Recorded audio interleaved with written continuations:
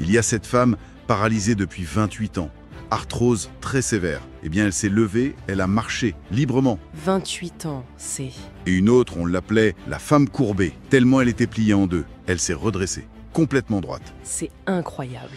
Bienvenue dans The Call. Dans chaque épisode, nous révélons des faits tangibles, des malades relevés, des destinées restaurées, des paroles prophétiques qui raniment la foi.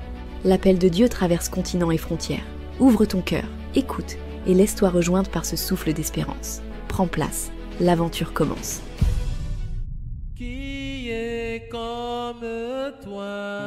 Bonjour à toutes et à tous. Aujourd'hui, on va revenir sur un événement absolument extraordinaire.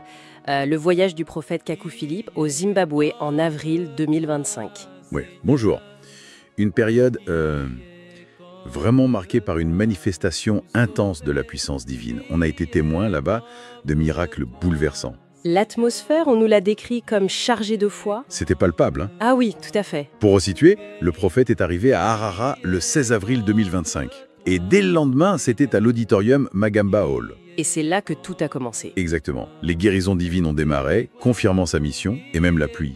Figure-toi qu'il n'avait pas plu depuis des années là-bas. Incroyable, hein? Et la pluie est arrivée avec lui. Puis là, son arrivée. Les gens ont vu ça comme une bénédiction, évidemment. On imagine l'attente. Les gens devaient affluer. Ils avaient entendu parler de l'Afrique du Sud juste avant, c'est ça? Oui, oui.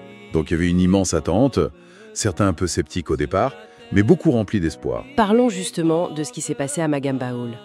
Il y a ce cas emblématique, cette femme. Ah oui, cette femme qui souffrait d'une perte de sang. Depuis 12 ans. 12 longues années. Tu imagines? Les traitements médicaux, rien. Les prières ailleurs, rien non plus. Et là, le prophète prie pour elle, juste un contact, il la touche. Et instantanément, la perte de sang s'arrête. Net. Définitivement. Ça alors. L'émotion dans la salle? Indescriptible. Et ce qui est fort, c'est qu'elle-même a confirmé les jours suivants, c'était bien terminé, ce n'était pas juste l'émotion du moment. Non, c'était réel, durable. Exactement. Un signe puissant qui rappelle vraiment les miracles des Écritures. Et ça a fortifié la foi de tout le monde. Surtout que c'était la fille d'un évêque, fondateur d'église. Donc ça a eu un écho. Ah oui, forcément. Un impact énorme. Et il n'y a pas eu que ça. Les paralytiques, à Chitongwiza, puis à Bulawayo. Raconte-nous ça. Ah, les paralytiques. C'était stupéfiant. Des gens amenés sur des fauteuils roulants ou avec des béquilles, incapables de se tenir debout depuis des années, parfois des décennies. Et là, pareil, après la prière du prophète... L'un après l'autre, ils se levaient. Ils jetaient leurs béquilles, marchaient devant tout le monde. La foule était médusée, bien sûr. T'as des exemples précis en tête? Oui. Il y a cette femme paralysée depuis 28 ans, arthrose très sévère.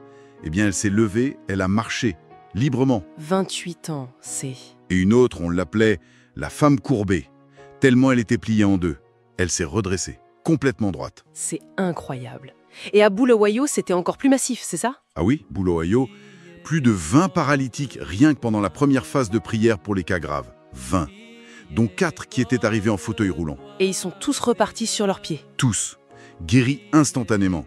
Il y a même un gars du service d'ordre qui a soulevé un fauteuil roulant vide, comme ça en l'air, en signe de victoire. C'était... la folie. Un vrai déferlement de miracles.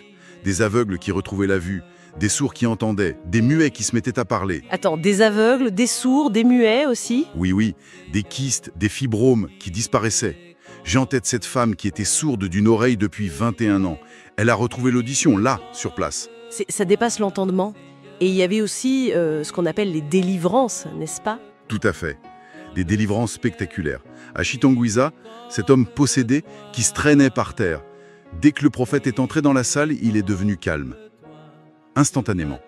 Juste par sa présence. Juste par sa présence. Et à Bulawayo, une femme, pareil, très agitée par des démons, elle s'est calmée net dès l'arrivée du prophète. Parfois, il suffisait qu'il touche le foyer du démon, comme le ventre de l'homme dont je parlais. Et la délivrance était immédiate. Immédiate, c'était clair, net, sans ambiguïté. Ce qui est frappant aussi, c'est que ces miracles se produisaient, sobrement. Oui, c'est important de le souligner. Le prophète insistait, pas de musique pendant la prière. Il expliquait que le véritable don de guérison n'a pas besoin d'artifice, d'ambiance surchauffée. Donc pas de mise en scène, pas d'émotion de groupe provoqué. Non. Les gens n'étaient pas poussés, ils ne tombaient pas à la renverse. La guérison, c'était une restauration, puissante mais sobre, réelle. Et ça allait même au-delà de sa présence physique, c'est ça? Absolument. On a eu des témoignages incroyables de gens guéris juste en regardant les vidéos des campagnes précédentes. Ah bon? Juste avec une vidéo? Oui. Ou même par la foi seule, en apprenant qu'il annulait sa visite quelque part. Il y a ce cas à Gouérou, une femme guérie du VIH. Guérie du VIH? Comment? Elle a eu une vision nocturne très forte, explosive, disait-elle. Simplement parce qu'elle avait mis sa foi dans le message du prophète, même sans le voir physiquement. Ça ouvre une perspective universelle, en fait. La guérison liée directement à la foi dans le message. Exactement. Accessible à tous, partout. Pas limité à ceux qui étaient présents physiquement. En tout cas, ce voyage au Zimbabwe, quelle démonstration éclatante de la puissance divine. Des vies transformées, des souffrances de si longue date effacées en un instant. Oui, et ce n'étaient pas des cas isolés. C'est ça qui est fort. C'était une vague de guérison, de délivrance authentique et surtout durable. Ça dépasse la simple guérison physique, en fait. C'est une confirmation spirituelle profonde. Tout à fait. Ça nous invite tous à nous interroger sur notre propre foi, sur la source de cette puissance incroyable. Et le prophète lui-même a prié pour ça, n'est-ce pas? Que ces récits continuent d'agir. Oui, il a prié pour que ces témoignages, qu'on les lise ou qu'on les voit, continuent de porter la guérison et la confirmation de son message partout dans le monde, avant même son arrivée physique. Une pensée puissante pour terminer, sur la portée de la foi véritable. Merci pour ce partage. Merci à vous, c'était important d'en témoigner. Ce que tu viens d'entendre n'est qu'un avant-goût. Dis-nous ce que tu en penses en commentaire. Partage l'émission à ceux qui cherchent la lumière. Pour approfondir, découvre les dernières prédications. Elles continuent d'engendrer miracles et délivrances chez ceux qui les lisent, les écoutent ou les regardent avec foi. Le prophète Kakou Philippe poursuit ses services de guérison en Zambie, Gabon, Bénin, Togo, Cameroun, Congo-Kinshasa, Mozambique et bien d'autres nations. Écris-nous pour les dates ou pour être guidé.